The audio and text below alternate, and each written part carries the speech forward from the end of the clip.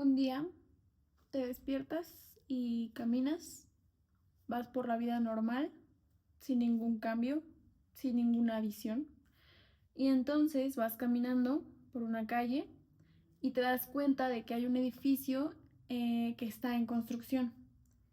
Y no pasa nada, sigues tu camino y entonces un grande azulejo cae a un lado tuyo y casi te mata. Este azulejo pasa literalmente al lado de ti, al lado de tu hombro, casi te toca, casi te roza.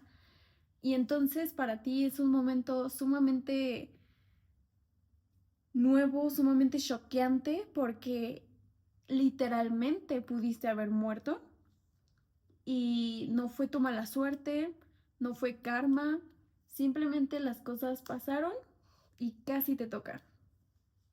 Esto es de lo que habla Paul Auster en La Noche del Oráculo, uno de mis libros favoritos en estos últimos meses. Hoy me gustaría hablar sobre que ya no creo en mí, sobre que a veces los nuevos comienzos empiezan dejando tu identidad atrás y no necesariamente olvidando todo lo que eres, olvidando todo lo que fuiste, olvidando todo lo que viviste, porque absolutamente todo lo que ahorita en este momento tú estás observando, lo observas con los ojos del presente. Y aquí voy a citar a Guadalupe Pérez Ansaldo en Mujeres Mexicanas, Memorias Pluridimensionales en la Diáspora Judía, donde nos dice que la expresión misma de la memoria está condicionada por sistemas culturales. Eso hay que entenderlo, y aquí es donde también volvemos a esta parte de que tu ser social y lo que piensas, tú no piensas lo que piensas, porque la otra vez, y perdón si me revuelvo, para eso es este video. La otra vez me estaban preguntando qué pasaría si yo quiero cambiar al mundo, o que si las ideas pueden cambiar al mundo. Y yo soy fiel creyente de que claro que hay ideas que intentan cambiar al mundo y claro que hay ideas que buscan cambiar al mundo, pero no son las ideas las que cambian al mundo, es el mundo lo que cambia tus ideas. Y entonces vamos exactamente con lo mismo que acaba de mencionar Guadalupe. Tu ser social, tu conciencia ya están condicionadas a pensar, hacer y actuar por estructuras que muchas veces ni siquiera entendemos. Y de hecho también de esto se habla en La Metamorfosis de Kafka y en muchas otras posturas y libros de Kafka, en donde se habla de esta parte como kafkiana, bueno, se le conoce el término así, y entonces se menciona que, me gusta también mucho esta frase, uno está más preocupado por perder su empleo, las cosas que ya tiene que hacer, que su misma humanidad. Y entonces, ¿esto lo determinó quién? ¿Tú o la sociedad? Definitivamente la sociedad, porque es la que te impone, ¿no? Que te dice que esto es sumamente importante. Y entonces seguiré citando. ¿Qué recordamos? ¿Cómo lo recordamos? ¿Y de qué manera ponemos nuestra memoria en el lenguaje? Estos recursos literarios o estos recursos lingüísticos que nosotros usamos para poner nuestra memoria, para conceptualizarla o para de alguna manera exportarla hacia alguien más, pues están condicionados por estos sistemas mismos. Y entonces, incluso no solamente es qué recordamos, sino qué vale la pena recordar. Muchas veces nosotros recordamos las cosas porque creemos que es importante recordarlas, pero ¿en base a qué? ¿En base a quién? De este modo, son recordados de manera distinta de acuerdo con el contexto social, es decir, dependiendo de la posición social y el acervo cultural. El pasado solo puede ser recreado, y esto es a lo que quería llegar. El pasado solo puede ser recreado desde la perspectiva del presente, porque even at the moment of reproducing the past, our imagination remains under the influence of the present milieu. Voy a traducirlo porque incluso al momento de reproducir el pasado, nuestra imaginación recuerda bajo la influencia del presente. Entonces, a esto es a lo que voy con dejar tu identidad o abandonar ciertas partes de ti. Incluso yo ahora mismo, que recuerdo mi pasado, que me recuerdo a mí hace 6 meses antes del accidente o 3 meses cuando ya tuve el accidente y ya estaba pasando por un proceso, todos estos recuerdos están influenciados por lo que pienso justo ahora. Entonces, bueno, hoy quería hablar sobre qué pasa cuando uno quiere dejar su actual rutina, su actual vida, pero que al mismo tiempo no sabes, no sabes si hacerlo, no sabes si no hacerlo. Está esta duda entre si lo que estás haciendo justo ahora, o al menos esto es lo que me pasa a mí, entre si lo que estoy haciendo justo ahora es realmente el camino al que quiero seguir conduciéndome, o si lo estoy haciendo por alguien más, por algo más, justo como les dije, ¿no? Si no solamente si mis recuerdos, sino también si mi expresión, si mis maneras de conducirme están meramente condicionadas por un sistema que no entiendo o un sistema que probablemente tratamos de entender, pero no siempre llegamos a la conclusión. Y entonces, ¿qué pasa con Paul Auster y la noche del oráculo? Paul Auster nos habla de Sid, o bueno, Sidney, que es una persona que al inicio del libro te cuenta que él está enfermo y entonces sale del hospital y tiene una especie como de reinserción social muy extraña porque, bueno, estuvo muchos meses tambaleándose por el hospital, que entonces cuando sale, justo dice, ¿qué otra cosa podía hacer sino vivir como si tuviera todo un futuro por delante? El mundo empezaba a girar y a dar tumbos ante mis ojos, desplazándose como una imagen en un espejo ondulante.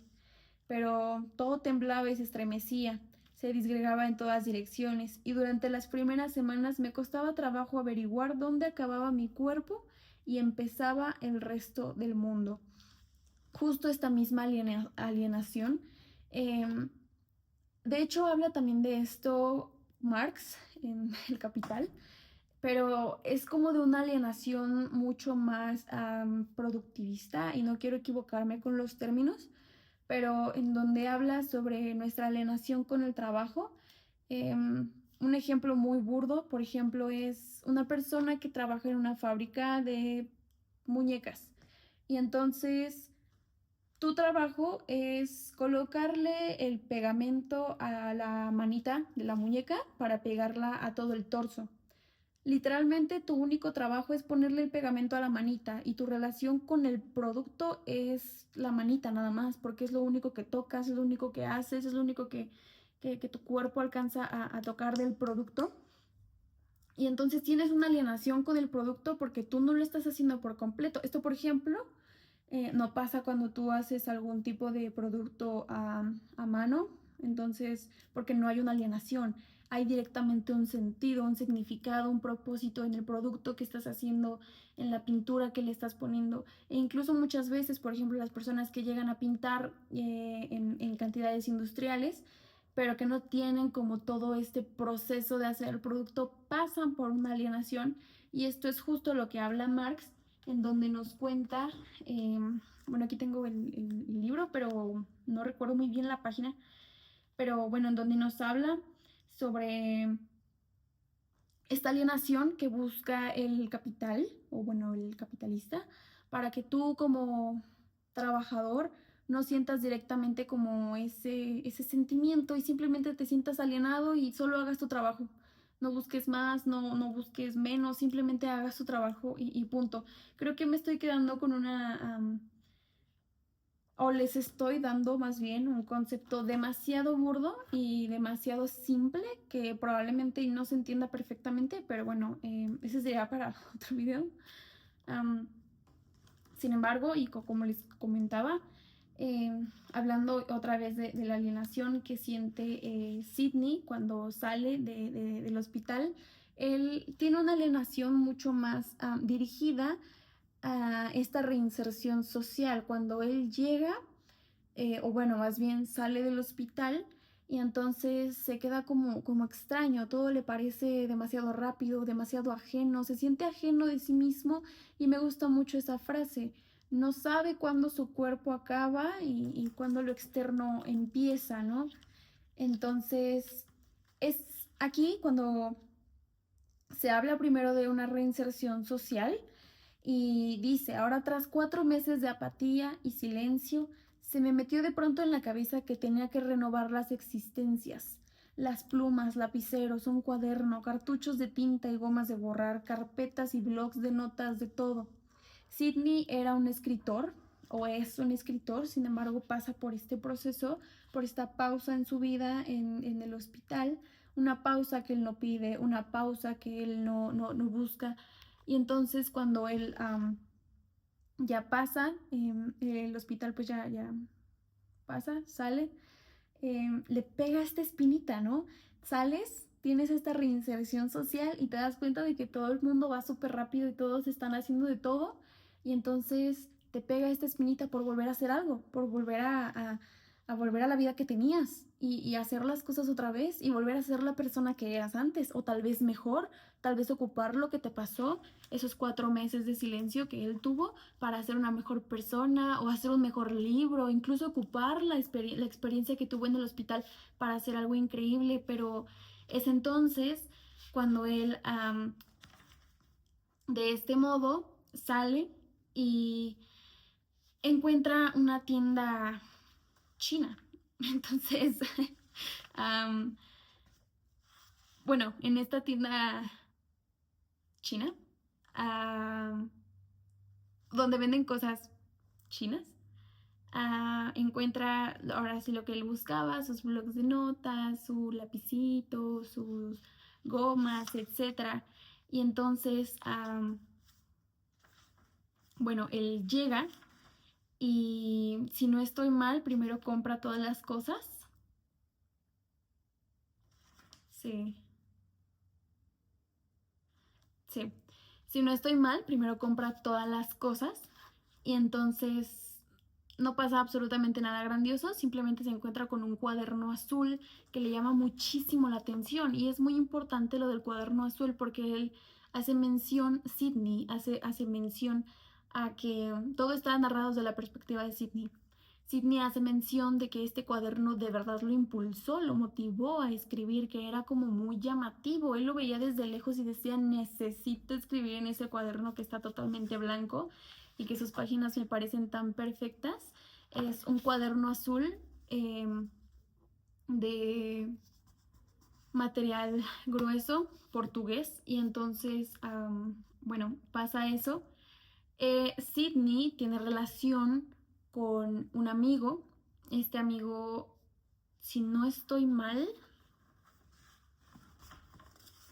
se llama John. Y John también es un escritor. John es un escritor muy reconocido. Todo se sitúa en la ciudad de Nueva York. Y entonces John de verdad es un escritor muy reconocido en Nueva York. Y Sidney recuerda que en una plática que tuvo con John, John le dice que existe un libro de El Halcón Maltés en donde hay un personaje en el episodio de este personaje. Dice, episodio de Fleetcraft en el capítulo 7 del Halcón Maltés. La curiosa parábola que Sam Spade cuenta a Brigitte O'Shaughnessy sobre un hombre que abandona la vida que lleva y desaparece de pronto. Y es entonces cuando comenzamos con todo esto que quiero comentarles, que quiero platicarles. Fleetcraft es un individuo convencional. Tiene una vida increíble, una vida espectacular. Tiene una esposa, tiene un trabajo, muchos dirían en muchos aspectos y subjetivamente que tiene éxito, que es exitoso. Eh, es marido, padre, próspero, hombre de negocios, una persona que no puede quejarse de nada. Y entonces pasa esto. Un día sale a comer, va caminando y cuando va por la calle Una viga se desploma desde el 10º piso de un edificio en construcción y casi aterriza en su cabeza. Unos centímetros más y Flitcraft habría muerto aplastado. Pero la viga le pasa rozando y salvo por una esquirla de salta de la acera y le da en la cara, resulta ileso. De todos modos, el hecho de haber estado a un paso de la muerte lo perturba y no puede sacarse el incidente de la cabeza. Según dice Hammett, se sintió como si le hubiesen quitado la tapadera que cubre la vida, permitiéndole ver su mecanismo. Flitcraft cae en cuenta de que el mundo no es un sitio tan racional y ordenado como él creía, que de hecho ha estado equivocado desde el principio y que jamás ha entendido ni una palabra de lo que ocurría en él. El azar es quien gobierna el mundo.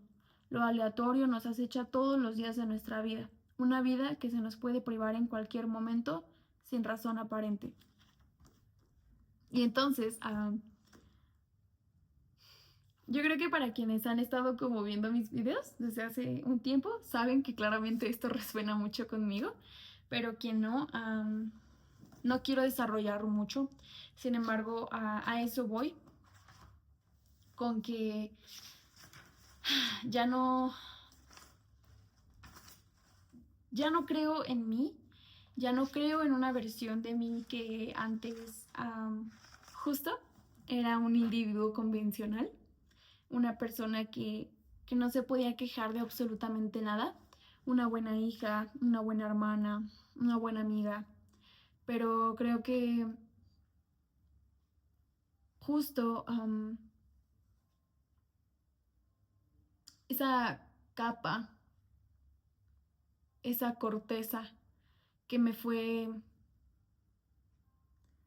tal vez no arrebatada, pero sí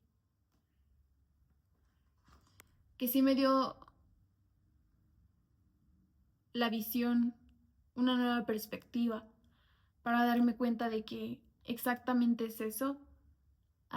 Estamos viviendo al azar completamente y lo aleatorio nos acecha todos los días de nuestra vida sin razón aparente. Creo haberles comentado en estos mismos videos que yo llegué a pensar que el accidente por el que yo pasé fue por alguna especie de karma, fue por alguna especie de decisión o de prueba que yo tenía que pasar. Y como lo hablábamos en un principio, hoy, con lo que pienso justo en este momento, veo el pasado y ya no lo veo así. Claro que siguió pasando lo mismo, no porque ahora piense diferente significa que pasó diferente. Sin embargo, ahora mismo considero que uno no sufre accidentes, uno no se enferma, uno no pasa por desgracias o incluso por abundancias y gracias por el karma o cosas así. Es decir, tampoco insinúo que las cosas simplemente pasan porque pasan. Claro que todo tiene un porqué. Pero así como todo tiene un porqué, no todo tiene que tener esto te pasó por karma. O creo que me estoy revolviendo un poco. Entonces, pues, bueno, ¿qué pasa justo ahora que ya no creo en mí? Que ya no quiero comerme al mundo, que ya no quiero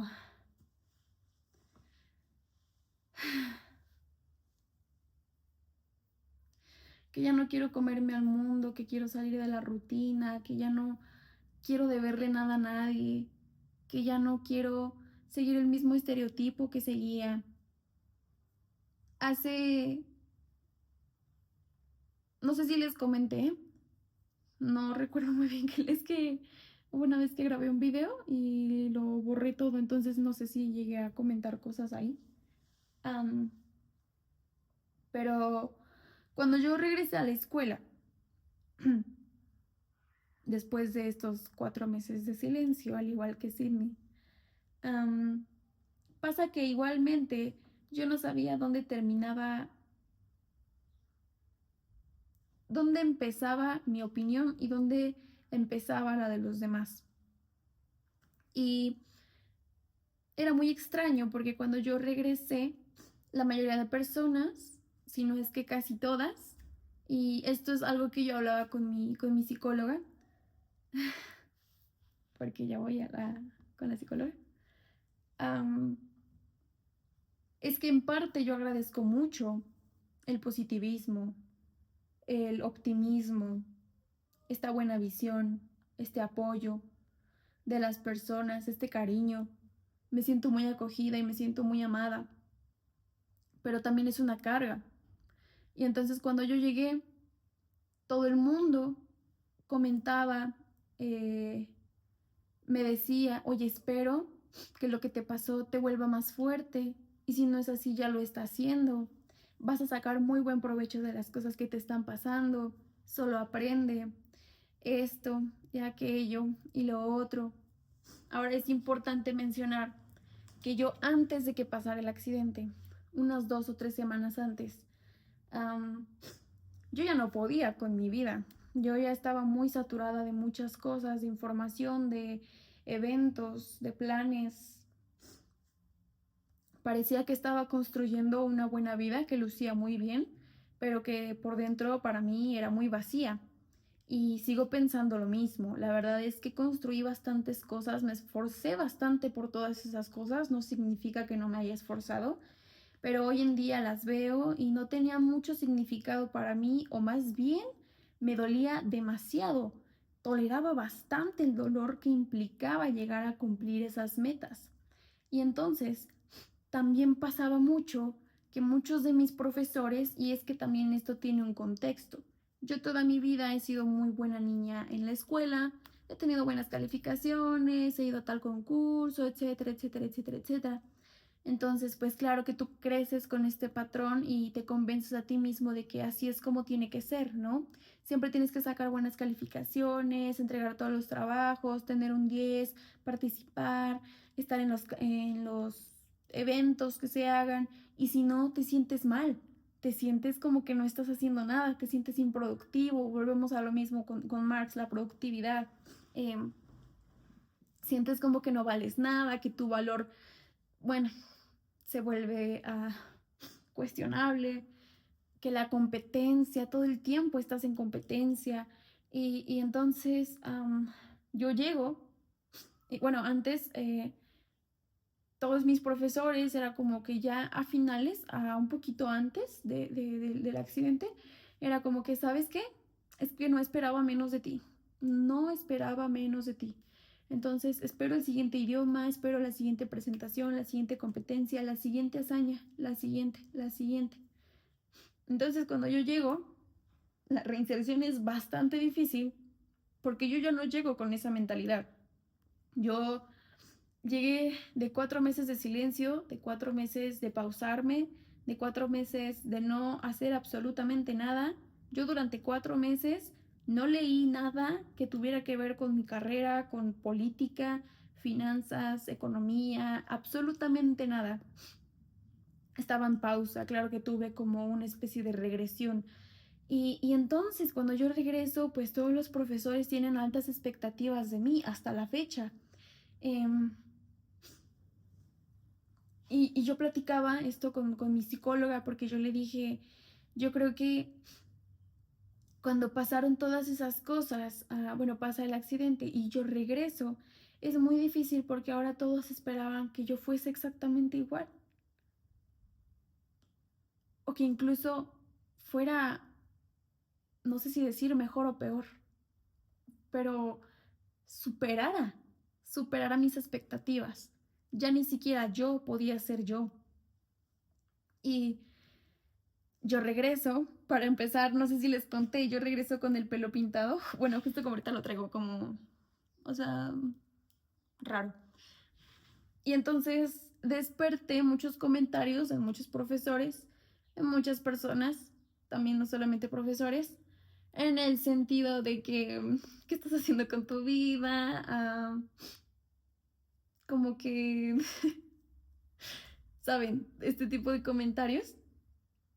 Y es aquí a donde voy, ¿no? Y lo mismo que le pasa a Sydney, no sabe dónde termina su cuerpo y empieza lo externo. Yo no sabía dónde terminaba mi, mi opinión de mí misma y lo que los demás hablaban, decían, lo que era real y lo que no. Porque claro que por mucho que diga que soy real y todas esas cosas, claro que hay veces que lo mencioné en un principio. Ah, nuestra memoria está condicionada por sistemas estructurales externos a nosotros y pasa exactamente lo mismo no solo con nuestra memoria, sino con nuestra mente en sí, con tu ser social. Entonces, ¿qué pasa cuando ya no quieres seguir el mismo camino? Cuando ya no quieres seguir la misma rutina, cuando eres un individuo totalmente convencional, según quién. Hay que cuestionarse según quién. Primero y para empezar, según quién. ¿Por qué? Cuando ya no te sientes bien con esa rutina o cuando te estás preguntando y cuestionando y dices, wow, probablemente esta rutina que estoy siguiendo no es precisamente lo que yo quiero, no es precisamente donde yo me veo. Y es por eso que quería hablarles de estas lecturas, pero que también quería empezar a preguntarme y a escribir sobre, sobre todo esto que me estoy cuestionando. Creo que no solamente basta con dejar que la idea suba a la superficie de la conciencia, analizarla y conceptualizarla. Creo que también ayuda bastante o es necesario que nosotros tengamos esta idea, este cuestionamiento y que hagamos algo a partir de ello. Me pasa mucho a mí, por ejemplo, que a veces tengo una idea, busco mucha información, me sobreestimulo de mucha información y ya no hago nada. No es lo mismo eh, cuestionarte, ser totalmente consciente de lo que te pasa o de lo que está pasando o de lo que no está pasando a hacer algo. Tampoco es lo mismo tener mucho conocimiento a saber analizarlo. Una frase que me gustó mucho que me acaba de decir mi psicóloga es que la verdadera intelectualidad no radica en el conocimiento que posees, sino en tu capacidad para analizar. Eso es lo verdaderamente intelectual. Y entonces ahí es donde muchas veces nos complicamos, ¿no? Porque queremos saberlo todo, queremos absorberlo todo, en todas las materias, en todos los idiomas, en todos los libros. Y está bien no saberlo todo. Hay que más bien trabajar nuestra capacidad de análisis, de crítica, saber qué es la crítica en sí, qué es la crítica en filosofía. Y a partir de ello, no hacer análisis burdos de lo que nos pasa, de lo que sentimos, sino hacer análisis bien y críticas. Crítica a lo que sentimos, crítica a lo que pensamos, por qué, crítica a lo que nos dicen, por qué me dicen lo que me está diciendo y qué significa. ¿Realmente tengo que aceptarlo o es algo externo? Hay muchas veces que la gente hace comentarios, y me incluyo, eh, perdón, que la gente hace comentarios y no lo hacen con motivo de herir, pero terminan siendo hirientes por alguna razón. Este comentario de mi profesor en el que me dijo no esperaba menos de ti, fue un comentario como ese, por ejemplo. Es un comentario que probablemente él lanzó porque de verdad él esperaba muchas cosas de mí y era como, ok, sí, o sea, esperaba mucho de ti y lo vi. Pero para mí representó una carga sumamente fuerte. Representó, representó un peso que yo ya no podía cargar más y que yo ya no quería, incluso si podía. Entonces, creo que está muy bien darnos cuenta cuando algo nos está afectando, cuando algo ya no queremos hacerlo, cuando algo que pensábamos que era para nosotros probablemente ya no lo es. Y no significa que nunca lo fue, sino simplemente justo ahora ya no lo es, porque eso es lo que hablábamos en, en demás videos. Somos seres cambiantes y nuestro propósito no puede ser estático porque ni nosotros mismos lo somos. Entonces, y justo, ¿no? Con esta analogía del río. Entonces, pues nada, creo que lo primero, y podría dejar el video hasta aquí, decirles que esa es como la analogía. Sin embargo, me gustaría tocar este tema de las preguntas, de cómo empezar a cuestionarse. Hace no mucho leí que cuestionarse, yo no sé si sea un privilegio, pero la verdad es que no es que todo el mundo lo hace. Y muchas veces no nos cuestionamos porque no queremos saber la respuesta. Decía Kafka que uno sobrepiensa las cosas porque, bueno, es que hay dos contrapartes, la de Kafka y la de Dostoyevsky. Si no mal recuerdo, era Kafka quien decía que nosotros sobrepensamos las cosas porque queremos tener certeza de la respuesta, queremos saberla. Y Dostoyevsky decía que nosotros sobrepensamos las cosas para no,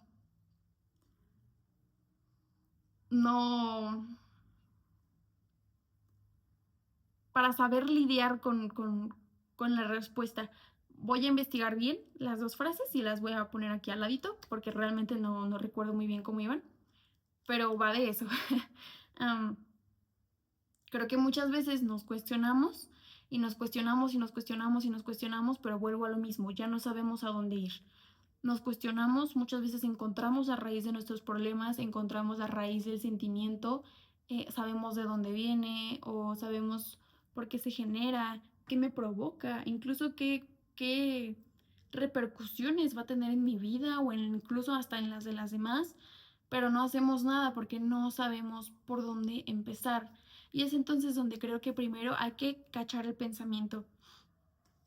Creo que la primera parte de todo esto es cachar el pensamiento. Y ahora bien, no me gustaría dar recomendaciones así tan al aire, porque bueno, la verdad es que yo también es algo en lo que estoy trabajando, no les puedo dar como una guía, un curso, porque sería inútil o pues mal informado, puesto que yo también estoy como en el mismo proceso, pero es algo que no es lineal justamente. Y entonces creo que me parece muy importante que como comunidad, eh, no apelemos a este discurso que trata de homogenizar a todos y nos demos cuenta de que a veces las cosas son mucho más estructurales de lo que pensamos, que muchas veces nuestros problemas individuales suelen empezar, pero colectivamente suele empezar menos porque entre todos nos abrazamos, entre todos nos acogemos y entre todos podemos ayudarnos. Entonces, um, ahora sí, uh, yo creo que lo primero es importante preguntarnos qué es lo que,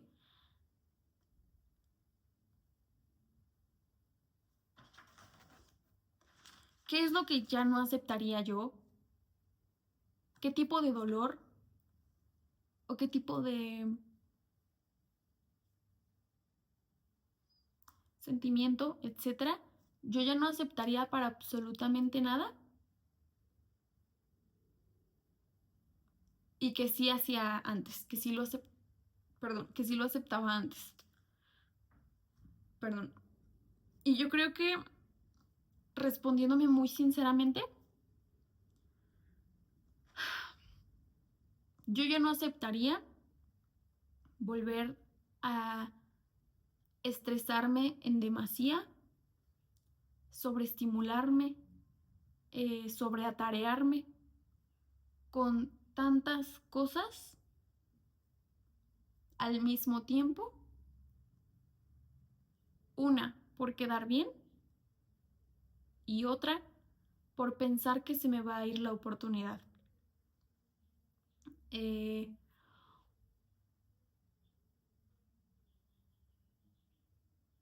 Primero está esta frase de Séneca que dice que cuando el conocimiento se cruza con la oportunidad se vuelve suerte.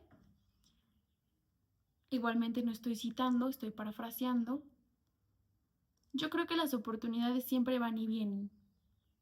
Muchas veces creemos que se nos va a ir la oportunidad si no la tomamos en ese mismo instante y que si tal tren está enfrente de mí tengo que tomarlo necesariamente porque si no se puede ir y puede no regresar jamás.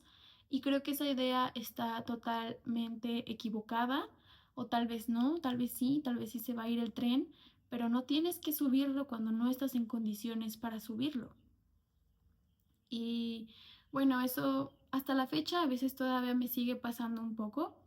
A veces todavía solo aceptar cosas solamente porque creo que ya no va a haber una segunda oportunidad para hacerlas o para repetirlas. Eh, Sucede que hace poco nos dijeron, bueno, a mí y a unos amigos, que si queríamos formar parte de una competencia escolar. Y de verdad yo muy adentro de mí dije, no, no, tienes muchas cosas que hacer, a lo mejor y no muchísimas como antes, pero tienes cosas que hacer a cuáles darles atención. Vas a estar cansada, lo vas a hacer a la mera hora, no lo hagas. Y terminé diciendo que sí. Y ahí va el otro punto, también por quedar bien. Porque muchas veces, y como lo dije, lo mencioné en un principio, las acciones y las decisiones que tomamos no están encaminadas 100% a lo que nosotros queremos, sino a lo que creemos que los demás quieren vernos hacer. Y para resumirles esto, pues no voy a participar en dicha competencia. Y yo, un aplauso. Pero pues es eso, es aprender a decir que no cuando claramente sientes que no debes porque se te va a ir la oportunidad, pero que si quieres, que muy en el fondo es como no quiero hacerlo y punto. Y ya, no va a pasar absolutamente nada. No me voy a morir si no tomo ese curso o si no voy a tal evento o bueno, creo que yo lo veo mucho en el podo académico, pero pueden ser otras cosas y tampoco se te va a ir la vida por no aceptarlas. Entonces, creo que esa es una cosa que ya definitivamente no aceptaría, pero que claro que también conlleva sus consecuencias. Hace no mucho estaba platicando con unos amigos y me decían, ¿qué prefieres? ¿Vivir bajo un estrés constante, pero una vida económicamente estable y con una buena posición laboral? ¿O vivir cero estrés, low cortisol, pero con siempre la incertidumbre del dinero, sin seguro, sin un lugar bien asegurado en un empleo? Y es aquí donde se viene una enorme cuestión para mí, porque justo también se lo platicaba yo a mi psicóloga. Yo estoy en una dicotomía entre querer un buen trabajo, un buen empleo, algo estable, porque claro que también yo he visto, ¿no? Eh, Esta cara de la moneda cuando alguien no tiene algo estable y lamentablemente vive al borde. Pero la verdad es que este camino lo tenemos muy romantizado. La verdad es que nadie tiene nada asegurado.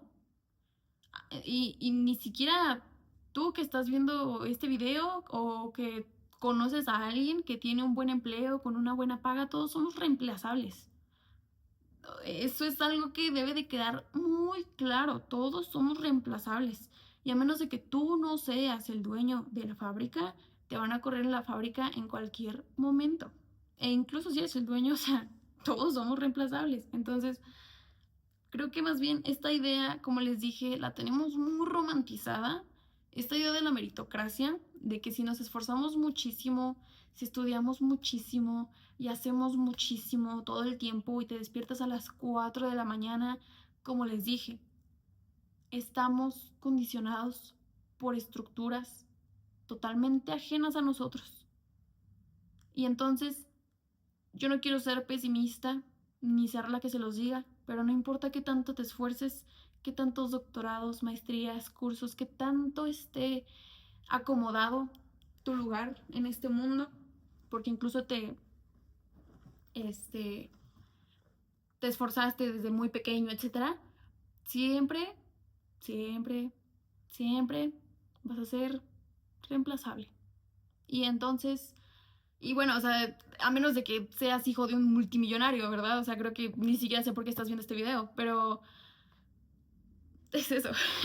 Y entonces, esta es como esta juxtaposición, ¿no? Entre, no sé, no sé si quiero seguir estudiando y adentrarme e intentar ir por un buen puesto y seguir dándole, pero estresarme y vivir bajo condiciones que claramente no quiero, porque no quiero estar presionada en una oficina de 9 a 5 de mi tarde, pero al mismo tiempo pues es lo único que me va a dar una estabilidad financiera. Entonces es justo esta como pelea que tengo, la verdad. Y como todo este otro completo al lado, ¿no? En el de no, no me quiero aprisionar en ninguna parte. Y creo que también esta es una plática, esta es una idea, un pensamiento que todos los jóvenes tienen en algún momento y que yo apuesto que todas las personas, incluso ya adultas, tienen en algún momento, la de abandonar todo, la de dejar todo, incluso si tienes o eres un ser convencional, por buscar algo más, por ver qué hay más allá. Hace 30 minutos estaba leyendo, muchas veces no queremos cambiar porque le tememos a un futuro abstracto, mientras que el presente o las acciones que ya tenemos justo ahorita son una especie de terror, pero concreto. En en este camino de un futuro diferente, donde si tú ahorita mismo dejas de hacer todo lo que no te gusta hacer y haces otra cosa completamente diferente, es un futuro abstracto, un futuro que no conoces, abstracto. A que si te quedas en el terror del presente, que no te gusta, que claramente no entiendes, pero que aún así vives día a día, es concreto. Y entonces nos gusta lo concreto, la estabilidad. Entonces, pues es eso. um, Sinceramente no pensaba llegar a algún punto en específico con este video. Solamente quería compartirles eso. No significa que yo haya llegado a algún punto. La verdad es que he escrito bastante sobre el tema. Sin embargo, no me gustaría leerles muchísimo sobre eso. Sin embargo, me gustaría recomendarles, y justo por lo que empezaba a decirles de las preguntas, creo que si tú eres una persona que sabe cuestionarse, que se cuestiona, que tiene el tiempo para hacerlo, no es tu responsabilidad ni tampoco tu obligación, pero creo que es muy bonito cuando nos ponemos, lo que dije hace ratito, cuando somos comunidad y y ayudamos a que los demás también se cuestionen por qué no, por qué sí. Creo que es muy bonito cuando les digo, no sé si cuestionarse es un privilegio, habría que es un buen debate, pero si lo es, está muy cool que ayudes a que otras personas también se cuestionen. Y entonces empezar a cuestionarse. Pero ¿por qué empezar a cuestionarse? Ustedes solitos empiezan a cuestionarse absolutamente todo, todo lo que les dicen, todo lo que ustedes dicen, todo lo que piensan, todo lo que les resuena, lo que no les resuena. ¿Por qué? ¿Por qué? ¿Por qué? ¿Por qué?